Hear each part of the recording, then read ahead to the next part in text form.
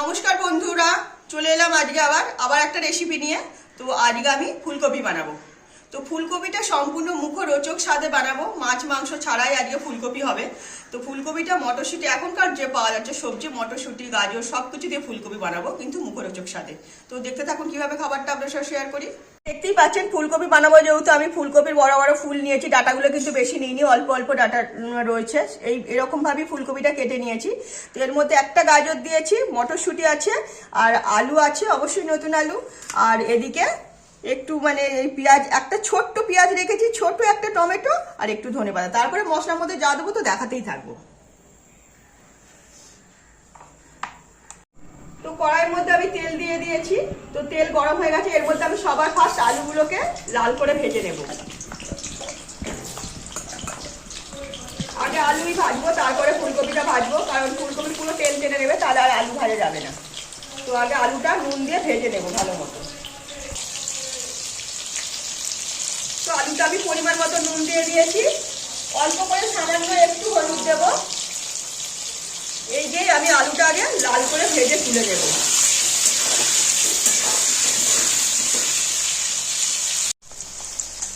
তো আমার আলু তো মোটামুটি ভালো মতো লাল করে ভেজে নিয়েছি। তার মধ্যে যে একটা গাজর কুচিয়ে রেখেছিলাম, তো সেটাও এর মধ্যে ছেড়ে দিয়েছিলাম কিছুক্ষণ আগেই।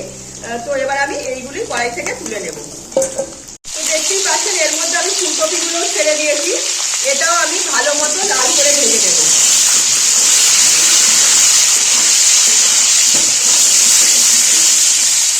ভালো মতো পুরো লাল করে ভেজে নেবো, যাতে ফুলকপি কাঁচা গন্ধ থাকবে না, যেহেতু আমি ফুলকপিটা ভাপ দিয়ে নিইনি। তো ফুলকপি কাঁচা গন্ধ যাতে না থাকে, তো সেই বুঝে ভালো মতো লাল করে ভেজে নেবো।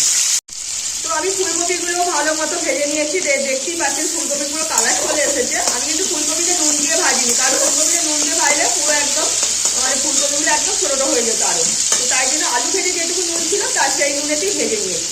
তাই এখন ফুলকপিগুলো কড়াই থেকে তুলে দিচ্ছি। যে তেল আছে ওই তেলের মধ্যেই তেজপাতা, দারচিনি, লবঙ্গ, এলাচ, পাঁচফোড়ন আর হচ্ছে সাদা জিরে, তো এটাই ফোড়ন দিলাম। ফোড়নটা একটু ভাজা করে নেব।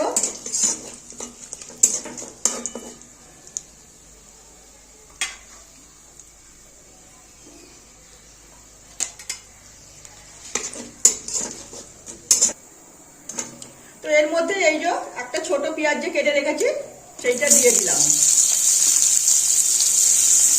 এখানে একটা টমেটো, ছোট টমেটো, সেটাও দিলাম।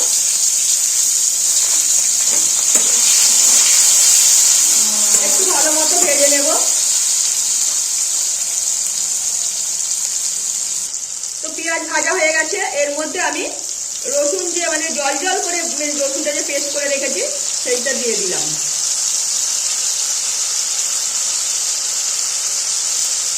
পরিমাণ মতো আদা দেব।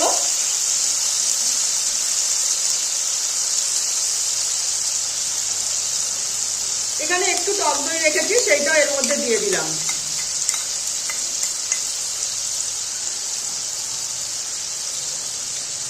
কালারের জন্য কাশ্মীরি লঙ্কার গুঁড়ো দিয়ে দিচ্ছি।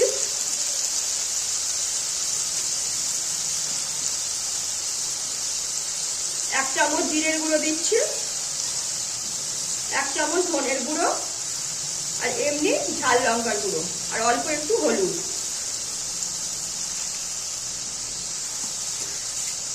ব্যালেন্স মতো চিনি দিয়ে দিলাম, নুন দিয়ে দিলাম। তো সবকিছু দেওয়া হয়ে গেছে, এবার আমি মশলাটা ভালো মতো কষিয়ে নেব।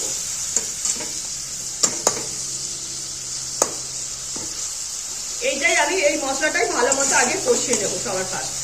দেখতেই পাচ্ছেন মশলাটা আমার ভালো মতো 5 মিনিট ধরে কষিয়ে নিয়েছি, একদম উপর থেকে তেল ছেড়ে আসছে, মশলার কোনো কাঁচা গন্ধ নেই। এই পর্যায়ে আমি এবার এই যে কাঁচা মটরশুঁটিগুলো ছেড়ে দেব।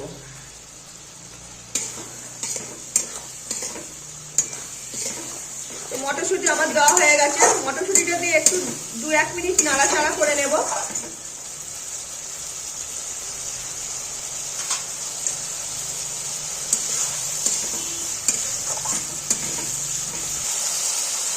মিনিট নাড়াচাড়া করে নিয়েছি। তো দেখতেই পাচ্ছেন আবার তেল ভেসে এসছে। তো এই পর্যায়ে আমি এবার এই ফুলকপি, আলু, গাজর এটা ছেড়ে দিলাম।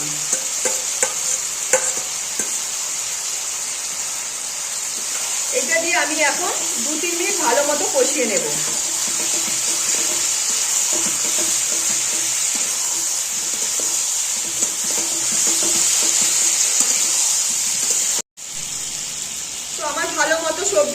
মশলা পুরো কষিয়ে নিয়েছি। এবার আমি পরিমাণ মতো জল দিয়ে দেব। একটু সেদ্ধ হতে হবে, তো সেই বুঝেই জল দিয়ে দিয়েছি। উপর থেকে একটু ধনেপাতা ছড়িয়ে দিচ্ছি এখন, পরে একটু গার্নিশিং এর সময় দেব।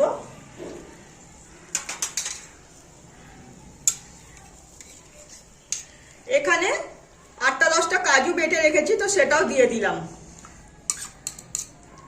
কাজু বাটার টেস্টটাই একটা অন্যরকম, তো খাবারের টেস্টটা পুরো সম্পূর্ণ আলাদা রকম করে দেবে, আর গ্রেভিটাও অনেকটা গাঢ় হয়ে যাবে। তো সেই বুঝেই কাজু বাটাটা আমি দিয়ে দিলাম। এটাই আমি এবার ভালো মতো মানে সেদ্ধ করে নেব। তো দেখতেই পাচ্ছেন আমার ফুলকপি আলু মটর দিয়ে তরকারি একদম রেডি। তো সম্পূর্ণ একদম মুখরোচক সাদা খাবারটা বানিয়েছি পুরো। এর মধ্যে আমি অল্প করে একটু গরম মশলা ছড়িয়ে দিলাম, সামান্য একদম। এবার আমি খাবারটা নামিয়ে নেব। তো আপনারা এটা পারলে ঘি দিতে পারেন, তো আমি ঘি দেবো না, এই কারণে এর মধ্যে যে কাজু টাজু যেসব বেটে দিয়েছি না, তার টেস্টটা পুরো চলে যাবে। তো তাই জন্য আমি ঘি ছাড়াই আজকে আপনাদেরকে দেখালাম। এবার এটাই আমি আবার নামিয়ে নেব। তো দেখলেন কত সিম্পল পদ্ধতিতে আমি মানে ফুলকপি মানে রসাটা আপনার সামনে তৈরি করে দেখালাম।